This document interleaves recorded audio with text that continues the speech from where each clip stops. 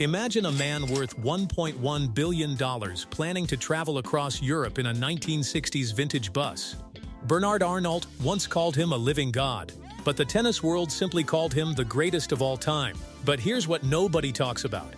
Roger Federer became the richest athlete not by spending like one, but by living like he never left Basel. Today, we're breaking down the secret behind Federer's billion-dollar empire and why the simplest lifestyle might just be the smartest one. Let's dive in. The hidden billionaire. When you think of the richest tennis player, you probably think about prize money, right? But here's the reality check. Roger Federer earned $130 million in career prize money. And while that's impressive, it's only 10% of his total wealth. He actually ranks third in all-time tennis earnings behind Novak Djokovic at $189 million and Rafael Nadal at $135 million.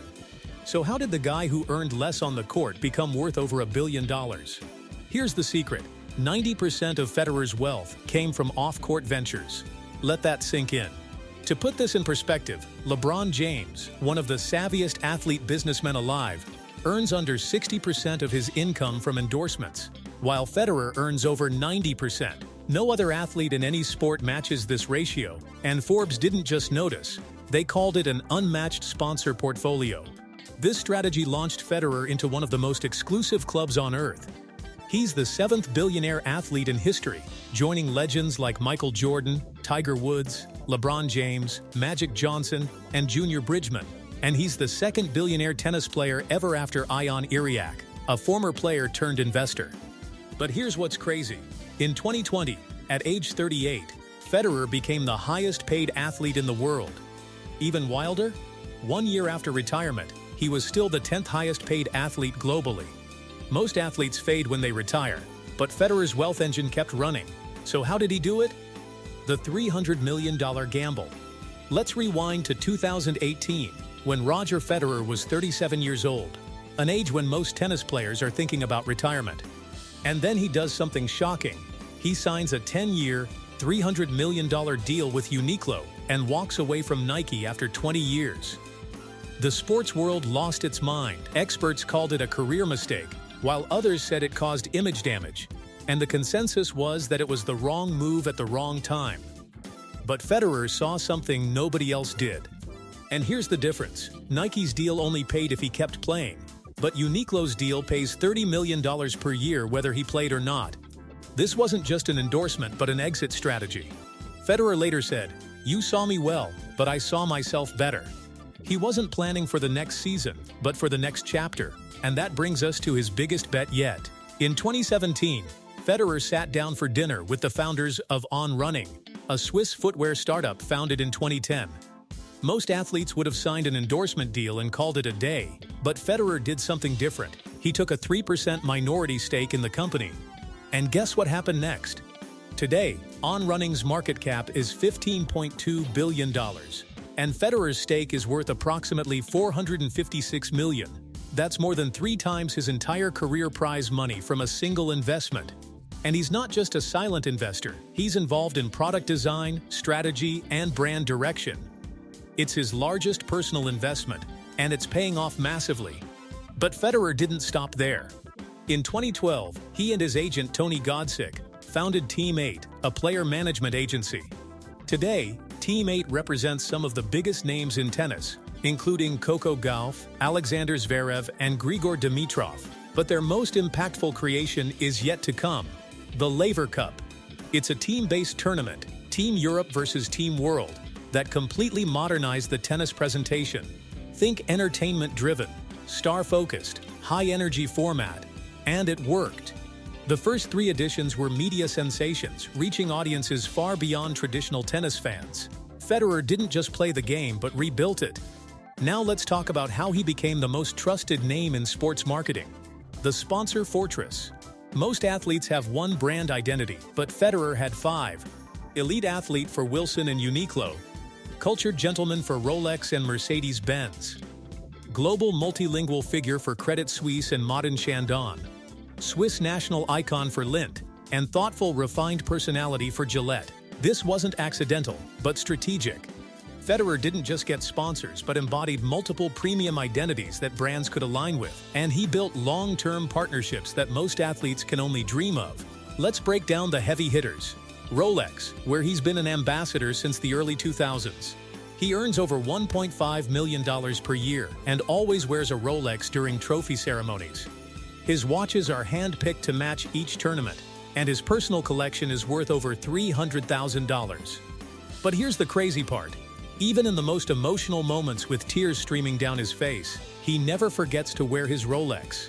That level of professionalism is why brands trust him. The next in line, Mercedes-Benz, from 2008 to 2027. He earns $5 million per year with nearly 10 vehicles provided, and his retirement gift was a yellow AMG GT63S with the ARF logo.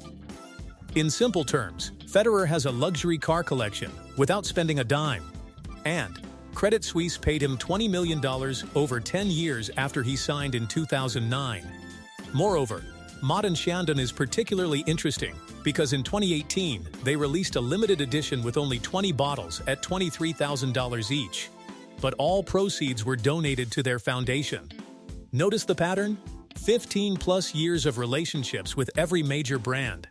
No one-offs and no quick cash grabs, but just trust, longevity, and alignment. And that's exactly why his lifestyle looks so different from other billionaires. The simplicity. But brand endorsements cannot predict his lifestyle. Let's now talk about how Federer actually lives. His primary home is a Lake Zurich mansion purchased in 2014 for $8.1 million. It's got 3 stories, floor-to-ceiling windows, a pool, gym, spa, and tennis court. But here's what makes it unique. There's a separate section for his parents, so the whole family lives under one roof. He also owns a Dubai penthouse worth $23 million, but it's not a trophy property, it's a training base. And he has a ski property in Valbella, Switzerland. His total real estate portfolio is around $30 million. Now that sounds like a lot until you realize what's missing. No Bel Air mansion, no New York penthouse, no Monaco yacht club lifestyle, no private island, and no celebrity entourage. For a billionaire, $30 million in real estate is modest. But it's not the only shock for you. Here's another.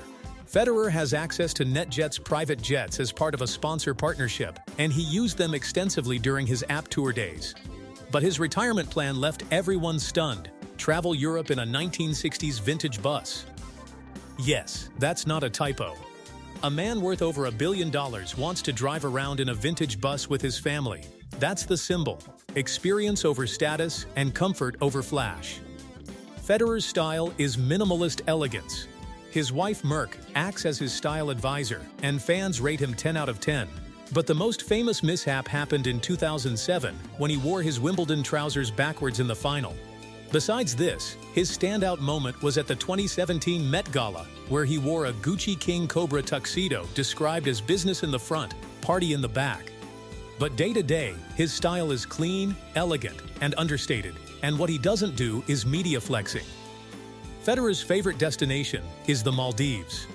In 2019, he stayed at Cheval Blanc Rondelli for about $3,000 per night. Not $30,000 and not a private island rental, but $3,000. He also takes his kids to Africa, connecting them to their South African roots through their mother. He visits Greece, Sardinia, and Italy, always with his wife and 4 children, 2 sets of identical twins born in 2009 and 2014. And you know what fans love most? The casual daddy mode photos. Not the luxury, but the moments. No super yacht, no nightclub appearances, no courtside celebrity entourage, and in 25+ years of fame, no scandal. Not one. So, where does all the money actually go? Where the money goes? Well, the answer is simple. In 2003, the same year Federer won his first Grand Slam, he founded the Roger Federer Foundation. To date, he's invested over $50 million, and the impact is over 2 million children educated across 6 African countries: Malawi, Namibia, Zambia, South Africa, Botswana, and Zimbabwe. But here's what sets it apart. Federer doesn't create parallel institutions. Instead, he partners with existing NGOs, schools, and teachers to build sustainable education systems. And he's not just writing checks, but personally visiting schools, meeting teachers, and tracking progress. This is where his wealth truly lives. Federer describes himself as conservative in business. His principles are to take calculated risks, dream big, avoid reckless investments, and surround yourself with the right people. His quote on the on-running investment was, "I dream big, but I'm careful." That's the Swiss mentality at its finest. For 7 years, Federer served on the TTiS&x Players Council. He helped increase Grand Slam prize money not just for himself but for all players. And he's known for giving press conferences in 4 languages. His leadership style is quiet, strategic, and long-term focused. And that brings us to the final piece of the puzzle. The secret revealed. Roger Federer stayed in the TTiS&x top 10 for 20 consecutive years, except once. That's extremely rare in any sport, and even rarer in a physically demanding sport like tennis. He spent 302 weeks at world number 1 and won Laureus World Sportsman of the Year 4 times in a row: 2005, 2006, 2007, and 2008. Industry insiders call him the safest commercial bet in sports, and Forbes called him the maestro beloved by brands. And here's why. He always fulfills his obligations even in the most emotional moments. That Rolex on his wrist during trophy ceremonies is never forgotten. And that's the kind of professionalism that builds billion-dollar trust. The same traits that made Federer a champion on the court built his business empire: strategic thinking, long-term vision, trust and credibility, and professional discipline. And here's the kicker: most of his luxury items are sponsor-provided. His personal wealth is directed toward family, foundation, and strategic investments. Not yachts, not islands, and not excess. Federer proves that wealth comes from value creation and not consumption. If this changed how you see wealth, hit that like button and subscribe, because we're breaking down more billion-dollar secrets just like this.